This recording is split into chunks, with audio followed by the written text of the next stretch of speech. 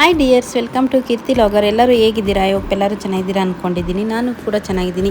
ಬನ್ನಿ, ಇವತ್ತು ಈಸಿಯಾಗಿ ಮನೆಗೆ ಮಾಡ್ಕೋಬೋದಾದಂಥ ಪುಳಿಯೋಗರೆ ಪುಡಿ, ಮನೇಲಿರೋವಂಥ ಐಟಮ್ನೇ ಯೂಸ್ ಮಾಡಿ ಪಟ ಅಂತ ರೆಡಿ ಮಾಡ್ಕೋಬೋದು. ಮೊದಲಿಗೆ ನಾನು ಇಲ್ಲಿ ಗ್ಯಾಸ್ ಸ್ಟವ್ ಹಚ್ಚಿಬಿಟ್ಟು ಬಾಣಲಿ ಇಡ್ತಾಯಿದ್ದೀನಿ. ಬಾಣಲಿ ಬಿಸಿ ಆದಮೇಲೆ ಧನಿಯಾ 2-3 ಚಮಚ ಧನಿಯಾ, ಕಡಲೆಬೇಳೆ 1 ಚಮಚ, ಉದ್ದಿನಬೇಳೆ 1 ಚಮಚ, ಇಷ್ಟನ್ನು ಗೋಲ್ಡನ್ ಬ್ರೌನ್ ಆಗೋವರೆಗೂ ಕಡಿಮೆ ಉರಿಯಲ್ಲೇ ಚೆನ್ನಾಗಿ ಫ್ರೈ ಮಾಡ್ಕೋಬೇಕು.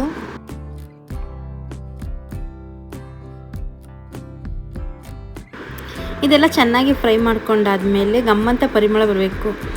ಗಮ್ಮಂತ ಪರಿಮಳ ಬಂದಾದಮೇಲೆ ಇವಾಗ ನಾನು 15-20 ಬ್ಯಾಡಗಿ ಮೆಣಸಿನ್ಕಾಯಿ, 10 ಗುಂಟೂರು ಮೆಣಸಿನ್ಕಾಯಿ, ಇಷ್ಟನ್ನು ಚೆನ್ನಾಗಿ ಇದನ್ನು ಅಷ್ಟೇ ಚೆನ್ನಾಗಿ ಫ್ರೈ ಮಾಡ್ಕೋಬೇಕು. ಸ್ವಲ್ಪ ಎಣ್ಣೆ ಬಿಟ್ಕೊಂಡು ಫ್ರೈ ಮಾಡೋದ್ರಿಂದ ಮೆಣಸಿನ್ಕಾಯಿ ಘಾಟ್ ಆಗಲ್ಲ. ಆದ್ದರಿಂದ ಎಣ್ಣೆ ಬಿಟ್ಕೊಂಡು ಈ ರೀತಿ ಚೆನ್ನಾಗಿ ಫ್ರೈ ಮಾಡ್ಕೋಬೇಕು. ಮೆಣಸಿನ್ಕಾಯಿ ಏನಿಲ್ಲ ಅಂದರೂ ಒಂದು 5-10 ನಿಮಿಷ ಚೆನ್ನಾಗಿ ಫ್ರೈ ಮಾಡ್ಕೋಬೇಕು. ಅದು ಫ್ಲೇವರ್ ಎಲ್ಲ ಗಮ್ಮಂತ ಪರಿಮಳ ಬರಬೇಕು. ಆ ರೀತಿ ಚೆನ್ನಾಗಿ ಫ್ರೈ ಮಾಡ್ಕೊಂಡಾದಮೇಲೆ ನಾನು ಚಿಕ್ಕ ಚಮಚದಲ್ಲಿ 2 ಚಮಚ ಜೀರಿಗೆ, 2 ಚಮಚ ಮೆಣಸು,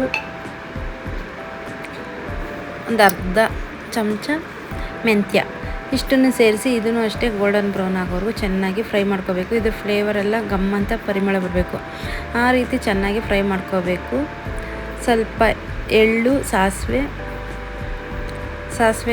2 ಚಮಚ, 1 ಚಮಚದಷ್ಟು ಎಳ್ಳು, ಇಷ್ಟನ್ನು ಸೇರಿಸಿ ಚೆನ್ನಾಗಿ ಒಂದು 5-10 ನಿಮಿಷ ಚೆನ್ನಾಗಿ ಫ್ರೈ ಮಾಡ್ಕೋಬೇಕು.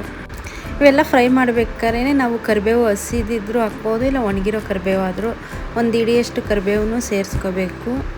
ಕರಿಬೇವನ್ನು ಸೇರಿಸಿ ಚೆನ್ನಾಗಿ ಎಲ್ಲ ಮಿಕ್ಸ್ ಮಾಡ್ಕೋಬೇಕು. ಮಿಕ್ಸ್ ಮಾಡಿಕೊಂಡು ಒಂದು 10 ನಿಮಿಷ ಫ್ರೈ ಮಾಡಿ ತಣ್ಣಗಾಗಕ್ಕೆ ಬಿಡಬೇಕು. ಇವಾಗ ನಾವು ಫ್ರೈ ಮಾಡಿರೋವಂಥ ಮಸಾಲೆ ಎಲ್ಲ ತಣ್ಣಗಾಗಿದೆ. ಅದನ್ನು ಒಂದು ಮಿಕ್ಸಿ ಜಾರಿಗೆ ಟ್ರಾನ್ಸ್ಫರ್ ಮಾಡಿಕೊಂಡು ಸ್ವಲ್ಪ ಅರಿಶಿನ ಪುಡಿ ಸೇರಿಸಿ ನುಣ್ಣಗೆ ಪೌಡ್ರ್ ಮಾಡ್ಕೋಬೇಕು. ಇವಾಗ ನೀವು ಇಲ್ಲಿ ನೋಡ್ತಾ ಇರ್ಬೋದು, ನುಣ್ಣಗೆ ಪುಡಿ ರೆಡಿಯಾಗಿದೆ. ಬನ್ನಿ ಇವಾಗ ಇದನ್ನು ಒಗ್ಗರಣೆ ಮಾಡ್ಕೋಬೇಕು. ಒಗ್ಗರಣೆ ಮಾಡೋಕ್ಕೋಸ್ಕರ ನಾನು ಇಲ್ಲಿ ಗ್ಯಾಸ್ ಸ್ಟವ್ ಹಚ್ಚಿಬಿಟ್ಟು ಒಂದು ಬಾಣಲಿ ಇಟ್ಟು ಸ್ವಲ್ಪ ಎಣ್ಣೆನ ಸೇರಿಸ್ತಾ ಇದ್ದೀನಿ.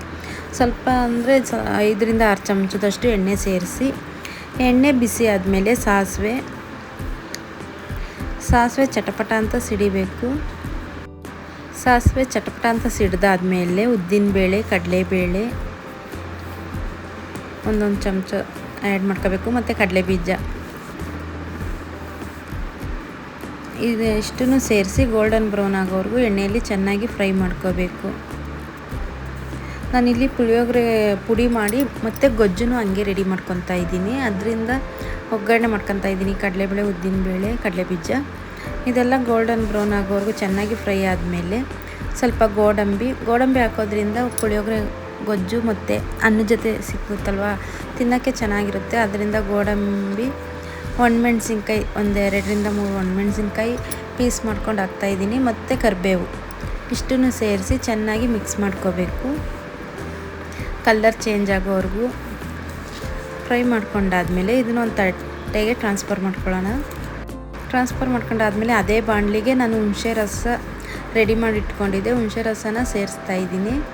ಹುಣಸೆ ರಸ ಸೇರಿಸಾದ್ಮೇಲೆ ಇದ್ರ ಜೊತೆಗೆ ಸ್ವಲ್ಪ ಬೆಲ್ಲ, ರುಚಿಗೆ ತಕ್ಕಷ್ಟು ಉಪ್ಪು, ಅರಿಶಿನ ಪುಡಿ ಇಷ್ಟನ್ನು ಸೇರಿಸಿ ಚೆನ್ನಾಗಿ ಮಿಕ್ಸ್ ಮಾಡ್ಕೋಬೇಕು. ಎಣ್ಣೆ ಅಂಶ ಬಿಟ್ಕೋಬೇಕು. ಆ ರೀತಿ ಚೆನ್ನಾಗಿ ಒಂದು 10 ನಿಮಿಷ ಚೆನ್ನಾಗಿ ಕುದಿಸಬೇಕು. ಬೆಲ್ಲ ಎಲ್ಲ ಕರಗಿ ಹುಣಸೆ ರಸ ಎಲ್ಲ ನೀರಿನಂಶ ಎಲ್ಲ ಹೋಗಿ ಗಟ್ಟಿಗೆ ಆಗುತ್ತೆ. ಅಂತ ತನಕ ಚೆನ್ನಾಗಿ ಮಿಕ್ಸ್ ಮಾಡಿಕೊಂಡು ಈ ರೀತಿ ಹುಣಸೆ ಹಣ್ಣಿನ ರಸದಲ್ಲಿರೋ ನೀರಿನ ಅಂಶ ಎಲ್ಲ ಹೋಗೋ ತನಕ ಚೆನ್ನಾಗಿ ಗಟ್ಟಿಗೆ ಕುದಿಸ್ಕೊಳ್ಳೋದ್ರಿಂದ ನಾವು ಪುಳಿಯೋಗರೆ ಗೊಜ್ಜನ್ನ ಸ್ಟೋರೇಜ್ ಮಾಡಿ 1 ತಿಂಗಳು ತನಕ ಇಟ್ಕೋಬೋದು. ಆದ್ದರಿಂದ ಇದು ಹುಣಸೆ ರಸದಲ್ಲಿ ನೀರಿನ ಅಂಶ ಎಲ್ಲ ಹೋಗೋವರೆಗೂ ಚೆನ್ನಾಗಿ ಕುದಿಸಬೇಕು. ಎಲ್ಲ ಕುದಿ ಬಂದಿದೆ, ನೋಡ್ತಿರ್ಬೋದು ನೀವು. ಇಲ್ಲಿ ಸುತ್ತಲೂ ಎಣ್ಣೆ ಬಿಟ್ಟಿದೆ. ಈಗ ನಾನು ಪುಳಿಯೋಗರೆ ಪೌಡ್ರು ಮಾಡ್ಕೊಂಡಿದ್ನಲ್ವ, ಅದನ್ನು 3-4 ಚಮಚ ಸೇರಿಸ್ತಾ ಇದ್ದೀನಿ. ಇಲ್ಲಿ ಗಂಟಾಗುತ್ತೆ ಅಂತ ನಾನು ಸ್ವಲ್ಪನೇ ಸೇರಿಸ್ಕೊಂಡು ಚೆನ್ನಾಗಿ ಮಿಕ್ಸ್ ಮಾಡ್ಕೊತಾ ಇದ್ದೀನಿ. ಈ ರೀತಿ ಸ್ವಲ್ಪನೇ ಸೇರಿಸ್ಕೊಂಡು ಮಿಕ್ಸ್ ಮಾಡಿಕೊಂಡ್ರೆ ನಮಗೆ ಎಷ್ಟು ಅದಕ್ಕೆ ಬೇಕೋ ಅಷ್ಟನ್ನು ಪುಳಿಯೋಗರೆ ಪೌಡ್ರನ್ನ ಸೇರಿಸಿ ಮಿಕ್ಸ್ ಮಾಡೋದ್ರಿಂದ ಪುಳಿಯೋಗರೆ ಗೊಜ್ಜು ರೆಡಿಯಾಗುತ್ತೆ. ಪೌಡ್ರೂ ಅಷ್ಟೇ ನಾವು ರೆಡಿಯಾಗಿದ್ದರೆ ಯಾವಾಗ ಬೇಕಾದ್ರೂ ಪುಳಿಯೋಗರೆ ಗೊಜ್ಜನ್ನ ರೆಡಿ ಮಾಡ್ಕೋಬೋದು. ನೀವು ಇಲ್ಲಿ ನೋಡ್ತಿರ್ಬೋದು, ಚೆನ್ನಾಗಿ ಮಿಕ್ಸ್ ಮಾಡ್ಕೊಂಡಿದ್ದಾಗಿದೆ. ನಮಗೆ ಗೊಜ್ಜು ಎಷ್ಟು ಬೇಕೋ ಅಷ್ಟು ಪೌಡ್ರನ್ನ ಸೇರಿಸಿ ಚೆನ್ನಾಗಿ ಮಿಕ್ಸ್ ಮಾಡ್ಕೋಬೇಕು. ಇವಾಗ ನಾನು ಕೊಬ್ಬರಿನ ತುರಿದಿಟ್ಕೊಂಡಿದ್ದೆ ಅದನ್ನು ಸಹ ಇವಾಗಲೇ ಸೇರಿಸ್ತಾ ಇದ್ದೀನಿ. ಕೊಬ್ಬರಿ ತುರಿನ ಸೇರಿಸ್ಬಿಟ್ಟು ಚೆನ್ನಾಗಿ ಮಿಕ್ಸ್ ಮಾಡ್ಕೋಬೇಕು. ಕೊಬ್ಬರಿ ತುರಿ ಸೇರಿಸಿ ಚೆನ್ನಾಗಿ ಮಿಕ್ಸ್ ಮಾಡ್ಕೊಂಡಾದ್ಮೇಲೆ ನಾವು ಎಣ್ಣೆಲಿ ಕರೆದಿಟ್ಕೊಂಡಂಥ ಕಡಲೆಬೀಜ, ಕಡಲೆಬೇಳೆ, ಗೋಡಂಬಿ, ಸಾಸಿವೆ, ಕರಿಬೇವೆಲ್ಲ ಇದೆಯಲ್ವ ಅದನ್ನು ಇದ್ರ ಜೊತೆ ಅದನ್ನೆಲ್ಲ ಸೇರಿಸಿ ಚೆನ್ನಾಗಿ ಮಿಕ್ಸ್ ಮಾಡ್ಕೋಬೇಕು. ಮಿಕ್ಸ್ ಮಾಡಿಕೊಂಡ್ರೆ ರುಚಿಯಾದ ಪುಳಿಯೋಗರೆ ಗೊಜ್ಜು ರೆಡಿ ಆಗುತ್ತೆ. ಇದು ತಣ್ಣಗಾದ್ಮೇಲೆ ಏರ್ ಟೈಟ್ ಆಗಿರೋವಂಥ ಬಾಕ್ಸ್ಗೆ ಸ್ಟೋರೇಜ್ ಮಾಡಿಟ್ಕೊಂಡ್ರೆ ಯಾವಾಗ ಬೇಕಾದರೂ ಪುಳಿಯೋಗರೆ ಗೊಜ್ಜನ್ನು ಅನ್ನದ ಜೊತೆ ಸೇರಿಸ್ಕೊಂಡು ತಿನ್ಬೋದು. ಈ ರೀತಿ ಒಂದ್ಸತಿ ನೀವು ಟ್ರೈ ಮಾಡಿ ನೋಡಿ. ನಿಮಗೆ ಹೇಗೆ ಬಂತು ಅಂತ ನನಗೆ ಕಮೆಂಟಲ್ಲಿ ತಿಳಿಸಿ. ನೀವು ಯಾವ ರೀತಿ ಮಾಡ್ತೀರಾ ಅಂತಲೂ ಕಮೆಂಟಲ್ಲಿ ತಿಳಿಸಿ. ನಿಮ್ಗೆ ಇಷ್ಟ ಆದರೆ ಲೈಕ್ ಮಾಡಿ, ಶೇರ್ ಮಾಡಿ, ಸಬ್ಸ್ಕ್ರೈಬ್ ಆಗಿ. Thanks for watching. ನೆಕ್ಸ್ಟ್ ವಿಡಿಯೋದಲ್ಲಿ ಸಿಗೋಣ. ಬಾಯ್, ಟೇಕ್ ಕೇರ್.